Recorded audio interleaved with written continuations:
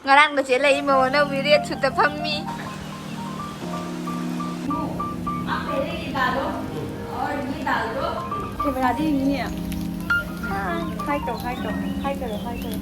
Hi guys, welcome back to my another video. Mayam ngasigi video city ay se guwahati da nahan mukla ko do idum han tare hai gadra. Ado marak da sum ay na video yung video sing do cover tawar thagalak pani ba ko. Ado ngasigi video city ay do Samsung brand ki collaboration lak pani ba ko mo store visit ki do yamna so harawi yamna so excitement oy kay gino haibadi ahanba oy do ni na ko sumaina ka tawba se do Gitanjali ga aiga chatli ba haji ade ye khoi gi chichi amana suma na chak kawrak ba the video do hana nam tho ani do loraga khoi se chakcha ba mu je doing ba but kai haini store se moina makhal mayam pire ba aduna ahan da ji khoina gs road toina khalle ba na palle aduna sum na kaino do na line guide do na chatlani uber kaudre doga guwahati se saba su khara fare hajikan se do khoi hajik chatli yauraga kamai to ba habe do yingminna siko. As you all know that I skin tone se am sathina change oirena just because of CureSkin. Aina CureSkin season but like more than 3 months fare bako 3 months da I skin tone se yam sathina change oire bako yam ngau thoe haiba nate yamna healthy skin ama oire bako. So aina ahan bada chari ba hidak se ko CureSkin gi oiba gluta active bright ne bako ase se khoi gi nupa amadi nupi na adum season ba yaga ne bako nongmada amurakhak oidoi ne bako aduga aigi one of favorite ko gentle clean face wash ko akhoina akhoi mai se ko yamna dullness oiraga mapan daga thuuraga akhoi gi tum hawlak pagi ga freshness oida bado ase gi face wash taraga di atum nungai bane bako se foaming face wash lakani bako aduigi refreshness amapi aina hajikta haibadu ne bako sathina nungai season bada aina CureSkin season arakpagi nungai base ko kamai haiduno khangde hajik aina mai tarakpa matung sida ko yamna freshness look ama pidra ko aduga mayam moisturizer sidi olang tha oigera intham tha oigera adom season araga da pot ne bako adona sigi CureSkin gi oiba barrier restructure cream se ko asena koida nourish amadi repair ohele ba khoi gi mai da mayam na sum khangam da bayai ba khoi gi mai se nungti gi thokpa sida mai sida yamna so easy ko khoina moisturize to da bagi ne bako sunscreen tairaga ta hekte ya de bako moisturization pi junge gi ko sigi mayam asoi bani bako mayam akhoi gi su ai su dum tawe taw da banate dona ya hajikti yam sathina care oire bako aduga sigi sine ko CureSkin gi vitamin AVC cream sine bako AVC cream sine kai dauri haibada mayam aigi siga doctor mayam ama yawbado adusum mayam su uramgani yam sathina kanare haidi handaba ma uyebako.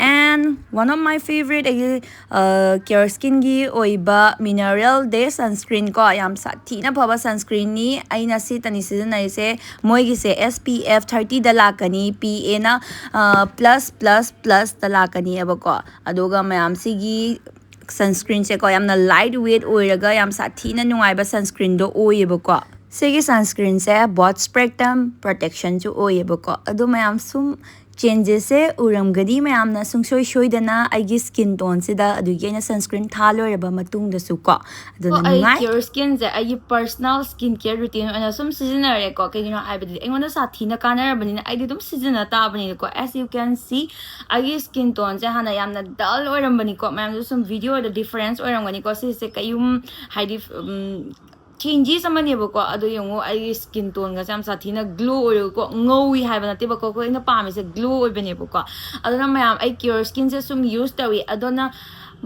mayam sum dum hangai hajik su kombra CureSkin je kana brahaina ko sathina kana bani ko aduga moi se kamaina season aduino haiba se mayam na adum ai video yanga sum khangda ba mi leidana ko aduna ai video da hanjan na haijari moi se place haidi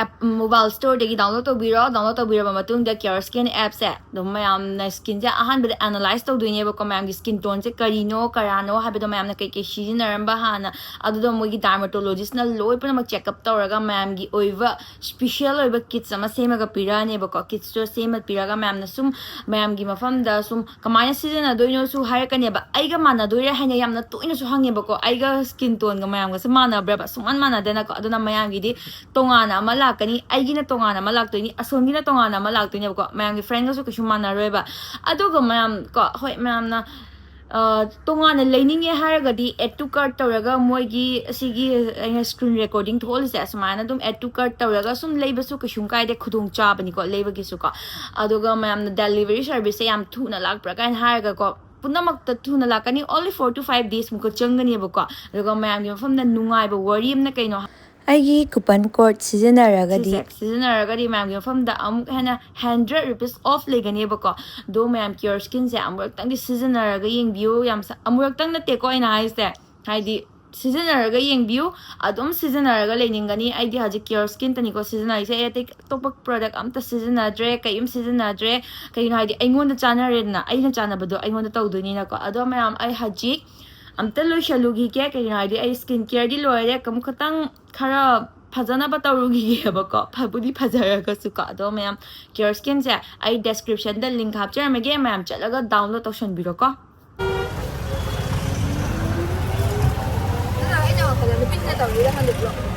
account ko pinaramani natangi sauna bagi segi lambi se la laga mulla khoi haje bus fa bagi ko si je Ganesh guri ni ma ai this mine ane lambi lan bada pai de ai mi pai de pa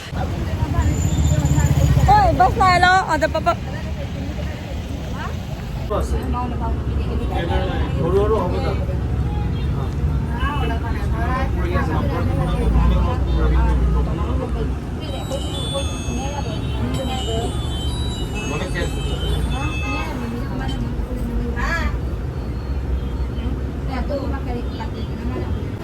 ka re he kamu ka bana tana upai lai ta sam tha do kun chun mana ko bra se bhai ko scoop chikle ba ai migraine problem ni migraine people jinda ba tha खूब से फजल ची lai re samsung do ai short video da mo ito pa kayong utpa yaro isi na to na yaure कौन सा वाला ये वाला का ना sige ne ba namdoi se sige shorts video namdoi ba ko namure ke ko doi ti yingsi camera features se yingsi ko ai back camera se kar ignore to view ke na de he ji pol lai da na lai di back cover hai bani ko se yingsi ha na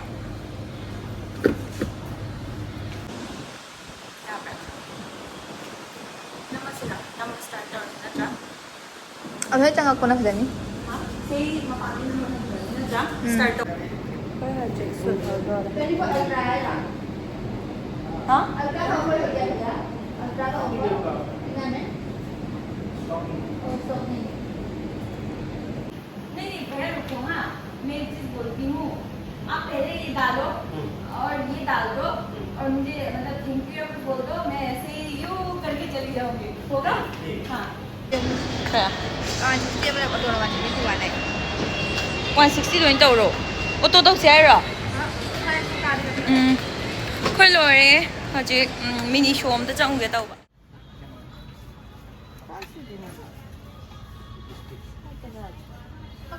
ko?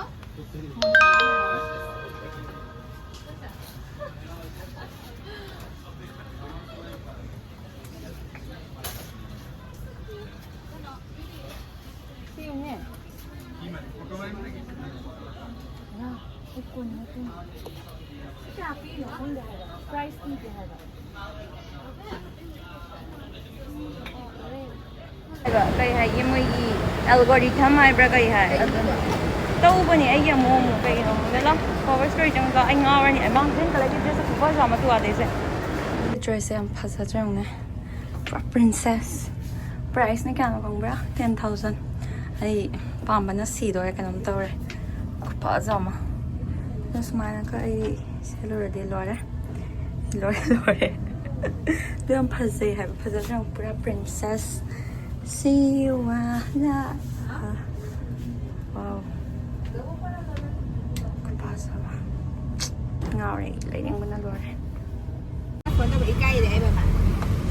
Na chin na thi do ka di nai. ai ngom ꯈꯪꯗꯦ ꯒꯥꯔꯤ ꯇꯣꯡꯕꯁꯦ ꯍꯦꯛꯇ ꯐꯨꯔꯤꯠꯅ ꯃꯔꯣꯜ ꯑꯣꯠꯄꯅꯦ ꯃꯌꯥꯝꯁꯤꯅ ꯉꯥꯡꯉꯛꯇꯣꯏꯁꯦ ꯃꯣꯏꯒꯤ ꯊꯤꯝꯁꯦ ꯄꯤꯡ ꯀꯂꯔꯒꯤ ꯊꯤꯝꯅꯦꯕ ꯑꯗꯨꯅ ꯑꯩ ꯄꯤꯡ colour ꯗ꯭ꯔꯦꯁꯇꯣ ꯑꯇꯣꯞꯄ ꯄꯨꯔꯛꯇꯕ ꯌꯨꯝ ꯅꯠꯇꯕꯅꯤꯅ ꯑꯗꯨꯅ ꯑꯃ ꯍꯦꯛꯇ ꯁꯦꯠꯆꯜꯂꯛꯑꯕ ꯃꯣꯏ ꯍꯥꯏꯗꯤ ꯀꯩꯅꯣꯗꯣ ꯕ꯭ꯔꯦꯟꯗꯨꯒꯤ ꯀꯩꯅꯣꯗꯣ ꯀꯩ ꯍꯥꯏꯒꯦ ꯄ꯭ꯔꯣꯃꯣꯁꯟꯒꯤ ꯄꯥꯔꯠꯇꯣ ꯃꯣꯏ ꯄꯤꯡ ꯅꯠꯇ꯭ꯔꯗꯤ ꯑꯗꯣ ꯌꯨꯝꯗ ꯑꯃꯨꯛ ꯆꯠꯂꯒ ꯍꯣꯡꯗꯣꯛꯄꯒꯤ ꯃꯇꯝꯗꯣ ꯂꯩꯇ꯭ꯔꯕꯅꯤ나 ꯈꯨꯂꯥꯛ ꯑꯃꯅꯤ ꯉꯁꯥꯏ ꯁꯨꯡꯂꯣꯏ ꯌꯧꯗꯦꯕꯣ ꯃꯤ ꯃꯌꯥꯝꯗ ꯆꯥꯛ ꯆꯥꯕ ꯆꯠꯂꯤꯅꯦ ꯑꯩꯈꯣꯏ ꯄꯨꯡ 2 ꯇꯥꯔꯦ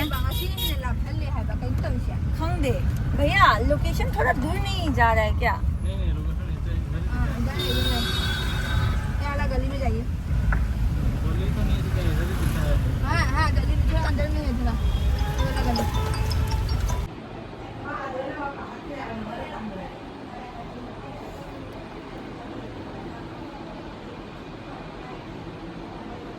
TV yang siya TV tayo na nang kayingin no ne Cici noi ye kaya ge kaya adi kano chaba ahabi chaba hauni ne nate ahabi kano ge se lok hango ai na mangwon da video na batak pe re khoi che ge macha se hi to hi nang ming kai koi ba Joshibala gawi. Josibala okay hả? Tôi thấy mi tiền ngay cái mang muôn cái lộc thuốc thì chúng này hẹ ngao bi. La là sao? Lao hả? Này mi bạc không phải rồi cái này. Xí mai nó lấy được nè, cái nó sẽ đi ra được video này tên quá. Xí chẳng nghe cái nó video sẽ lấy ba. Sẽ lấy hay nè. Vậy thì đồng cô sẽ lấy nè, còn năng pa mi sẽ edit tàu bao qua. Asya na audio happening ngayon na ko record tong ngayon na ko while using this app there na ko okay there na ko hi guys welcome back to my another video hi guys say the voice over ba yung kaya na siya siya mga video Ura ba? Hi guys, welcome back to my another video. Voice over tong ninga di ko. Nang video se mute tawraga voice over tong ninga di siga leira ba. Nang trim to ka di haire da na. Adu gi text up ninga gana siga text hape. Hi. Hello. Hi, hello. I want to hango. I is screen recording to thabi ke hore. No my number da. Say yung to. Another video. Hi guys. Hi, hello. Ura ba?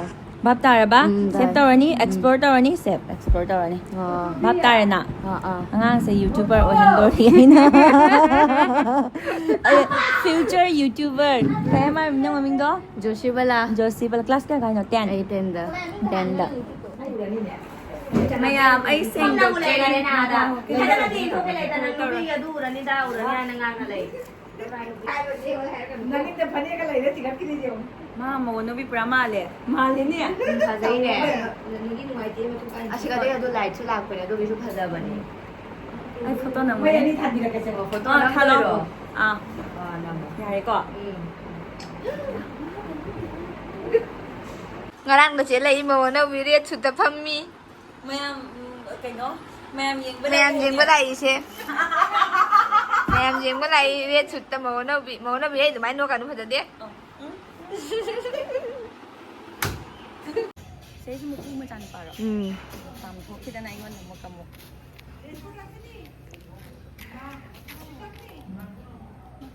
Photo ay naman sila? Hoy haji pre-wedding shoot loi tho re. Chak cha wala pa na te pre-wedding shoot to balak pa ne guys. Ay haji pre-wedding shoot lo re. Location ga sam phaja jang. Ay se maning de background se une na ne. Ang change le ban to u do maning de background se. Wow. Hi Nanao tar. Hi tar. Changas la. Khoi aji canteen chat pagi thoi ye bako. Do chiche se ikai na sum video ga nam ne to jong khan gare tu. Aya kainom ne. Moyam de chakchaba lai ne ba khoi se do ma ikai ai kai gi no khang de. Khoi aji canteen chat li.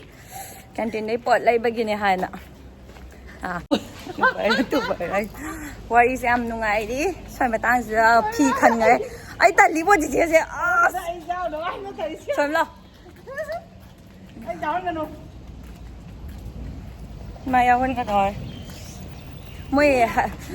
moi husband ga romance to bagi wari lina ra mine ba do moi thai na gi nu sina ba ji am thasi na sathi na nu sinai hai ba koi generation da di phanga ra dum ba do hai ra nu pi lan doi ba hai ra nu pi lan doi ba camera di ni ne hai to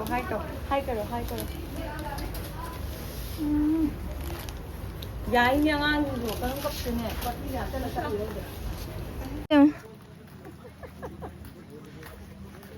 Rồi đấy Pura. ma la ba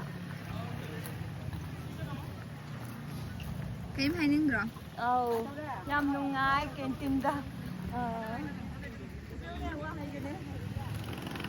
khabra phatra project loi de halat kharab so oi de canteen de gi pot lei de ado aina haning badi army nu pa amam phau bana pharani kaino hai badadi ai khange canteen gi value ai han de su khangi de su som haning da ba thamoi nung da losan du na thamja ba kai ai guideline de na te moi hai de nupa phangja da bi nupa chopi hai rak tori ba no Adun ma comment tarak ba mi ngai mong cha rồi. adum hai bani kaino Sai ni hay phang dre ju phare sit dre ju phare.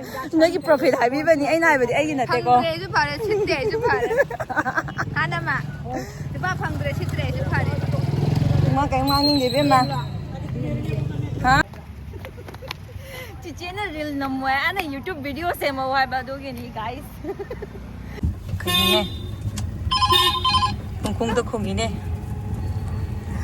khơi hả chị yum đã hả lẽ hả tập anh chắc chắn sẽ là chị chế bây giờ có mà masan nằm này cha bây lấy na đâu khơi hả chị cái nó rapido Uber auto đó con yang ngasai car da kai no ne ko ngau u ki tau ko la ke tau lap ye moi ma pham sam na chi chi sau de na halang pa de hun nak pa ni da Ada ni exit bike ni na. koi ne wing adi dum shortcut de dum changa ga ado koi ha ji yum hal le ko po che anam ma da khare bu lai de kai no ki bum yaw ado di Ko la ka ni. ha ji se chat la ga ne room mu thi ru doi ne ba ai se ko ado matang sidadi lotion lage video se room thi ba simu ulak pa yari ulak ke do wa draga di chire ni war banina wa di wa re sa se ngasi je pura ai video shoot o de amamu chatuk pai ba sidi dum wai de na ko do na wa re do lotion lage lotion draga so ko mun Pi ran ya la. ai o utpi ran wai